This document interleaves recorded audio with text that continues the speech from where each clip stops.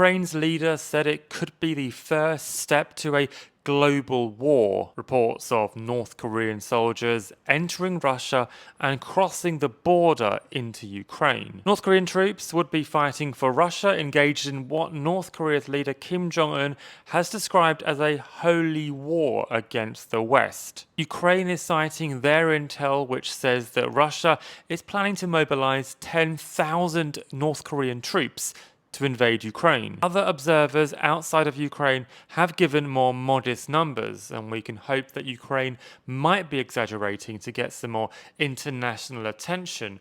But South Korea, neighbours with the North Koreans, have said the threat is real and that North Korean soldiers are indeed being mobilised to fight in Ukraine. This shouldn't be surprising. Vladimir Putin and Kim Jong-un have recently signed a military agreement. Both leaders have visited each other over recent months and exchanged small gifts with each other, like limos and dogs. Russia basically said to North Korea, "Help me plug the missing gap in my war with Ukraine. I'll give you some satellite technology if you give me some weapons." One might think that that was just a deal on paper though. Perhaps the unspoken agreement was North Korea gives Russia troops and Russia gives North Korea food. But North Koreans are not generally allowed to leave North Korea. They are essentially trapped in the state. And some fear inside the state that if North Korean troops were to leave and fight in Russia, they might just go missing. They might escape.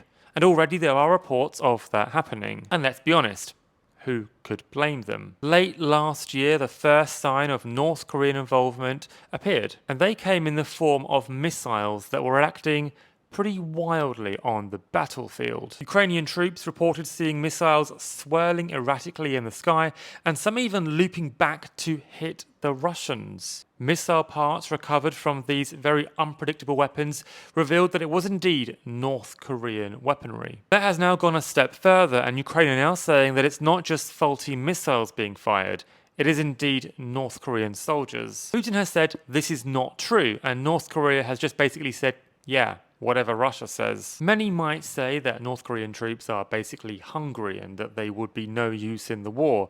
But for Russia, this is less about strategic purposes and more about just firing in lots of numbers. With Ukrainian troops already outnumbered and outgunned, Zelensky would hardly want a new player entering the game. Could a global war be triggered by the move? It's hard to say. Russia will say that it's free to invite any country it wants into the war. It will say that I've heard European voices and NATO voices on the Ukrainian battlefield, so I'll do the same thing too. But it's all grey lines. At the moment, Ukraine has not announced officially that it has any NATO soldiers fighting for its war, and likewise Russia hasn't done the same.